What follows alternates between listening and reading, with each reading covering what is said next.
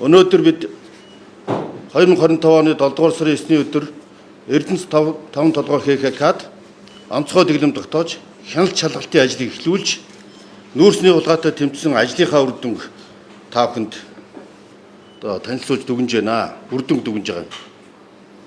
Ер нь эдийн засгаас сэргээхийн тулд нүүрсний хулгайтай тэмцгээс бид ажиллаа эхлүүлсэн. Эдийн засгаас сэргээнэ гэдэг бол нүүрсний хулгайтай тэмцэнэ гэсэн үг. Нүүрсний хулгайтай тэмцэнэ гэдэг бол эдийн засгаас сэргээнэ гэсэн үг. Намайг ерөнхий сайдаар томилогдоход төсөв 3.3 их 80 төгрөгөөр тасрах эрсдэл үүссэн. Эдийн засгийн өсөлт 2.4% болж унсан. Энэ бол бүхэл нүүрсний үн буурснаас нүүрснээс шалтгаалсан байсан. Ингээ ажил аваад анх удаа түүхэндээ улсын төсвөө 2.2 их 80-аар хэмнэлсэн төсвийн тодорхойлыг хийсэн.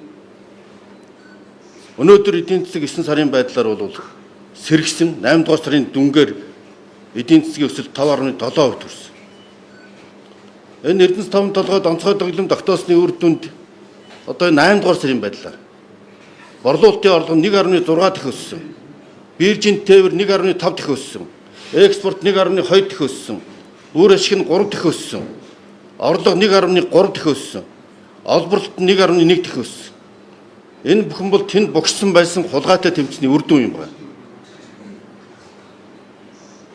Энэ бүхний үр дүнд одоо эдийн засаг 5.7% болж өсөөд валютын нөөц 5.7 тэрбум доллар болж нэмэгдээд ийм эерэг үзүүлэлтүүд гарч байгаа нь тэнд богшсон байсан нүүрсний хулгайтай тэмцэний үр дүн. Тэнд явагдсан хяналт шалгалтуудын үр дүн нүүрсний хулгай маш олон арга хэлбэрүүд хил тод болсон. Бүгд нотлоготой баримттай авилгатай тэмцэх газар шилжүүлсэн. Энэ нүүрс баяжуулах үйлдвэр 1 их 80 төгрөгөөр барьж байгуулсан үйлдвэрийг 18 км-ийн цаана яагаад байгуулсан бэ? Энэ хооронд 1.5 сая төгрөгөөр тээвэр хийдэг байсан. Онцгой дэглэм тогтоосноор 400 мянга болж уурсан. 7 дугаар сарын 19-ний өдөр бид энэ 5 толгой компанид очиж ажиллахад, уурхай дээр нь очиж ажиллахад олон 10 хулгайн тухай яригдчихсэн. Бүгдийг нь одоо дасан зогсоож авилгатай тэмцэх газар шилжүүлсэн. Ийм хол зайд барьчаад борте гэдэг уурхай аман дээр болохоор баяжуулах үйлдвэр барьсан тэр нь ашигладаггүй. Энэ тээвэр зөөвөр нь бүгд асар өндөр өртөгтэй 280 тэрбум төгрөгөөр тэгээд конвейер барихаар тэр конвейер нь хизээ дуусч буустал барьж дуустал нөгөө 1 их 80-ийн үйлдвэр маань үршиггүй 30 сая тонн 10 сая тонн угаах хүчин чадалтай энэ нүүрсний үйлдвэр ашиглалтанд орсон бол ёстой нөгөө 44 их 80-ийн хулгайгаас ч илүү орлого Монгол улсад ирээдүйд урт хугацаанд орох болцоотой энэ үйлдвэр бараг ажиллахгүй сул зогсож байгаа. Ийм үрлэгэн замбраагүй байдал байсан. Одоо тэрнийг олохын тулд 280 тэрбум төгрөгөөр тийшээ конвейерийн шугам барьж байгаа. Ийм учраас бидний зүгээс энэ нүүрсний хулгайг бүрэмсэн талсан зогсоохын тулд эдийн засгаас сэргээхийн тулд тэнд байгаа орд газруудын үр ашгийг сайжруулах шаардлага гарсан. Ийм учраас Монгол улсын төсөвтэй хамт эдийн засгийн эргэлтэнд ороогүй байгаа царийн ганц орд болох 5 толгой ордын 5 ордын бортегийн ордыг эдийн засгийн эргэлтэнд оруулах тухай улсын хурлын тогтоолын төслийг улсын хурлын төсөвтэй хамт улсын хурл өргөн байсан. Энэ бортегийн ордыг ашиглах тогтоол өргөн баримтгц улсын хурлын дарга нэр дэвшихгүй гэжсэн 3 сарын өмнө нэр дэвшихгүй гэжсэн дарга маань яаран сандарч нэр дэвших мэдээлэл хийж гэлсэн.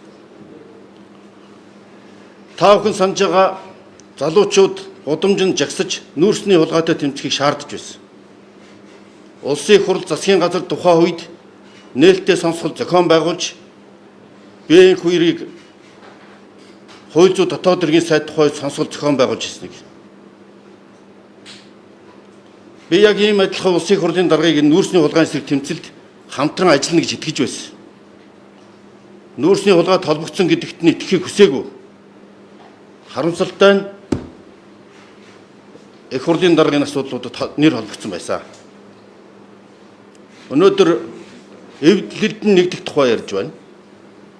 Эв нэгдэл шодрог ёсон дээр тулгуурлах ёстой. Авилга нүүрсний хулгайг хаацаалсан эв нэгдэл гэж байх учиргүй. Ийм учраас Монгол улсын ерхий сайд бий Монгол улсын үндсэн хуульд заасан онцгой бүр эрхийнхаа дагуу Улсын их хурлын гишүүн Баттөмрийн их баярыг хууль зүйн дотоод хэргийн сайдаар томилж байгаагаа ард түмэндээ хандан мэдгэж байна. Нүүрсний хулгайтай их тэмцлээ илүү эрч хүчтэй эрч шийдэмгий үргэлжлүүлэхийн тулд Баттөмрийн их баярыг хууль зүйн дотоод хэргийн сайдаар томиллоо.